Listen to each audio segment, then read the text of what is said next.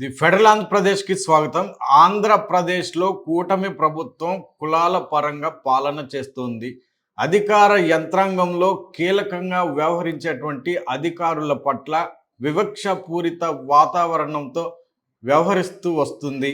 అధికారులపై ఉన్నటువంటి ఆరోపణలు అయితేనేమి, కేసులను అయితేనేమి, ఇలాంటి ఆరోపణలు ఎదుర్కొంటున్న అధికారులను వాళ్ళకి రీపోస్టింగ్ ఇవ్వడంలోనూ సస్పెన్షన్లు, కొనసాగింపులు, ఎత్తివేతల్లో ఎందుకు సమదృష్టితో చూడడం లేదు, కులాల పరంగా ఎందుకు చూస్తున్నారు అన్నది ఇప్పుడు ఆంధ్రప్రదేశ్లో బలమైన చర్చగా మారింది. ఐఏఎస్ అధికారి శ్రీలక్ష్మికి పోస్టింగ్ ఇవ్వడము, పివి సునీల్ కుమార్ని పదవీ విరమణ వరకు సస్పెన్షన్ కొనసాగింపు చేయడము, ఈ రెండు అంశాలు ఇప్పుడు ఆంధ్రప్రదేశ్ రాష్ట్ర రాజకీయాలని కుదిపేస్తున్నటువంటి అంశాలుగా ఉన్నాయి. దీని వెనకాల ప్రభుత్వ పెద్దల వ్యూహాలు, ఎత్తుగడలు ఏంటి అన్న అంశాలన్నీ ఈ వీడియోలో క్లుప్తంగా తెలుసుకునే ప్రయత్నం చేద్దాం.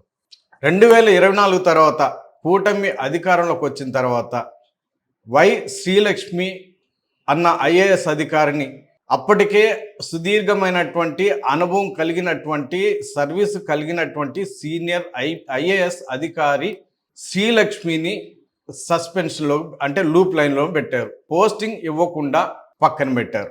దాదాపు 2 ఏళ్ల పాటు ఆమెని అలాగే కొనసాగిస్తూ వస్తున్నారు. ఇటీవలే 2 రోజుల క్రితం ఆమెకు రీపోస్టింగ్ ఇస్తూ ప్రభుత్వం ఉత్తర్వులు జారీ చేసింది.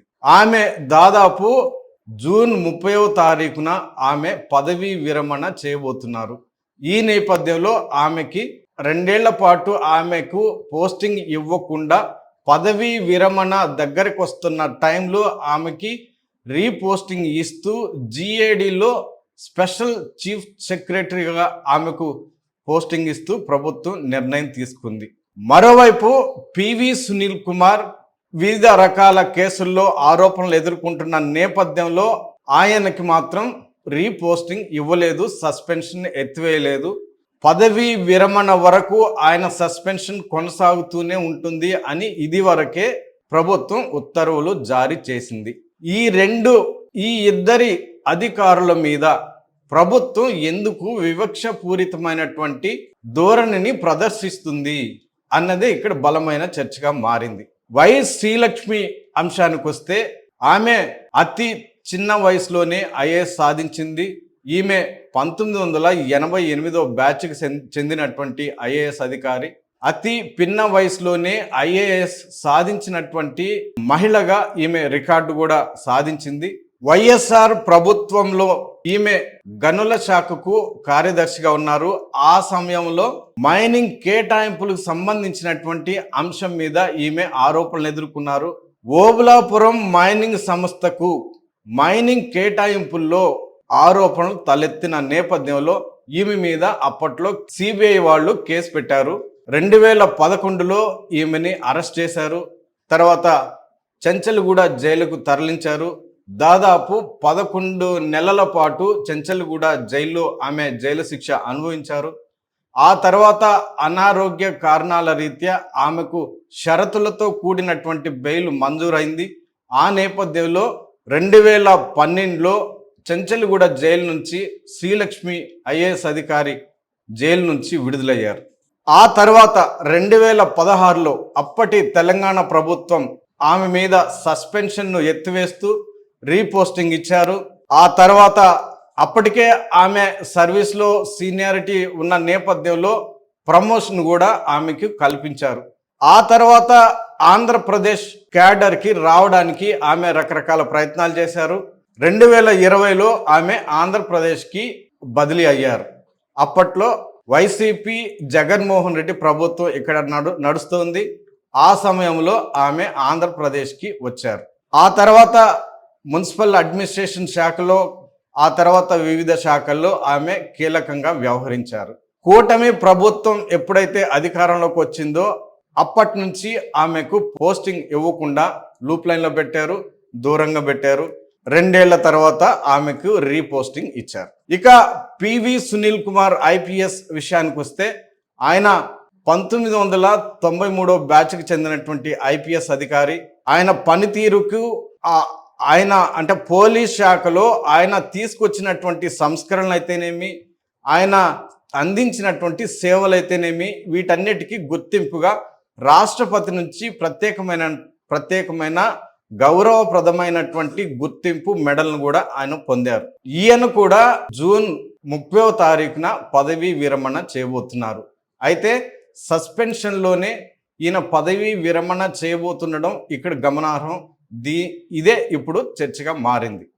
ఇక సునీల్ కుమార్ మీద రఘురామకృష్ణరాజు కస్టోడియల్ టార్చర్ కేసు ఆరోపణలు ఎదుర్కొంటున్నారు. అనుమతులు లేకుండా విదేశీ పర్యటనలు చేశారు అన్న ఆరోపణలు ఎదుర్కొంటున్నారు. ఇప్పటికీ అవి కొనసాగుతూనే ఉన్నాయి, విచారణ జరుగుతూనే ఉంది. దాదాపు ఈయన 33 ఏళ్ల పైగా ఈయన ప్రభుత్వ సేవలు అందించారు. 30వ తారీఖున రిటైర్ కాబోతున్నారు. అయితే ఈ ఇద్దరి అధికారులకు సంబంధించి సస్పెన్షన్లు, కేసులు, ఆరోపణలు, రీపోస్టింగ్లు, పదవీ విరమణలు, ఈ అంశాలే ఇప్పుడు కీలకంగా మారాయి. ఒక ఐఏఎస్ అధికారి మీద ఇంకొక ఐపీఎస్ అధికారి మీద ఎందుకు ప్రభుత్వం వివక్షపూరితమైనటువంటి అనుసరణని, ఎందుకు వివక్షపూరితమైనటువంటి ధోరణిని ప్రభుత్వం ప్రదర్శిస్తోంది, వ్యవహరిస్తోంది అన్నదే ఇక్కడ కీలకమైనటువంటి ప్రశ్న, చర్చ. ఈ మధ్య కాలంలో పవన్ కళ్యాణ్తో కాపులకు సంబంధించినటువంటి రాజకీయం ఒక రణరంగంగా మారింది. ఆయన కాపుల మీద చేసినటువంటి వ్యాఖ్యలైతేనేమి, కులానికి సంబంధించి ఆయన చేసినటువంటి వ్యాఖ్యలైతేనేమి, కాపు కుల నాయకుల మీద ఆయన చేసినటువంటి విమర్శలైతేనేమి, ఆ సందర్భంగా జనసేన పార్టీకి సంబంధించినటువంటి కొంతమంది నాయకులు, వైసీపీ కాపు నాయకులకు సంబంధించినటువంటి వాళ్ళ మీద చేసినటువంటి విమర్శలు, జగన్మోహన్ రెడ్డి మీద చేసినటువంటి విమర్శలు, ఈ మొత్తం ఎపిసోడ్లో కాపుల చుట్టూ రాజకీయ చర్చలు బాగా జరిగాయి. దీనిలో భాగంగానే గాదె సాయి కృష్ణ లాకప్ డెత్, ఆ కేసులో ప్రధానంగా అరెస్ట్ అయినటువంటి సిఐ నాగరాజు సామాజిక నేపథ్యం, ఇద్దరిది ఒకటే కాపు కులానికి చెందిన వ్యక్తులు కావడంతో ఈ అంశం కూడా కాపులు కేంద్రంగానే రాజకీయ చర్చలు జరిగాయి. దీని మీద సీఎం చంద్రబాబు నాయుడు స్పందించడం, ఇటు జగన్మోహన్ రెడ్డికి సంబంధించిన పార్టీ నాయకులు స్పందించడం, మొత్తం మీద కాపులు కేంద్రంగానే ఒక ప్రధానమైనటువంటి చర్చ జరిగింది. ఈ గాదె సాయి కృష్ణ, సిఐ నాగరాజు అంశంలో జగన్మోహన్ రెడ్డి స్పందించడం, ఇవన్నీ జరిగిన తర్వాత ప్రభుత్వానికి ఒక డ్యామేజ్ జరిగింది. కాపులు కూటమి నుంచి, లేకపోతే జనసేన నుంచి, పవన్ కళ్యాణ్ నుంచి దూరం అయ్యే ప్రమాదం ఉంది అన్న అంశం బలంగా తెరపైకి రావడంతో ప్రభుత్వం కూటమిలో ఒక కలకలం రేగింది అన్న చర్చ అయితే బలంగా ఉంది. అంటే మొత్తం మీద ఈ ఎపిసోడ్లో కాపులకు సంబంధించినటువంటి అంశం బలమైన రాజకీయ చర్చగా మారడంతో కూటమి ప్రభుత్వానికి ఒక బలమైన రాజకీయ నేపథ్యం కలిగినటువంటి సామాజిక వర్గం దూరం అవుతుంది అన్న భయాందోళనలకు లోనైనటువంటి కూటమి ప్రభుత్వ పెద్దలు ఈ డ్యామేజ్ కంట్రోల్ చేయడానికి ఈ అధికారుల మధ్య వివక్షపూరితమైనటువంటి నిర్ణయాన్ని తీసుకున్నారు అన్నది ఇక్కడ బలమైన చర్చగా మారింది. అంటే ఇక్కడ వై శ్రీలక్ష్మి కాపు సామాజిక వర్గానికి చెందడం, ఆమెకు రీపోస్టింగ్ ఇవ్వడం ద్వారా కాపు సామాజిక వర్గంలో ఒక సానుభూతిని ప్రభుత్వం మీద, జనసేన మీద, పవన్ కళ్యాణ్ మీద, చంద్రబాబు నాయుడు మీద వచ్చే విధంగా వీళ్ళు వ్యవహరించారు అన్నదైతే ఇక్కడ బలమైన చర్చగా వినిపిస్తోంది. మరోవైపు అంతగా ప్రాధాన్యత లేనటువంటి, రాజకీయంగా అంత ప్రాముఖ్యత లేనటువంటి దళిత కులానికి చెందినటువంటి పివి సునీల్ కుమార్ని సస్పెన్షన్ ఎత్తివేయడంలో కానీ, పదవీ విరమణకు ముందు రీపోస్టింగ్ ఇవ్వడంలో కానీ, ఇలాంటి అంటే శ్రీలక్ష్మి అంశంలో తీసుకున్నట్టుగా పివి సునీల్ కుమార్ విషయంలో ఆ నిర్ణయం తీసుకోలేదు అన్న చర్చ కూడా బలంగా ఉంది.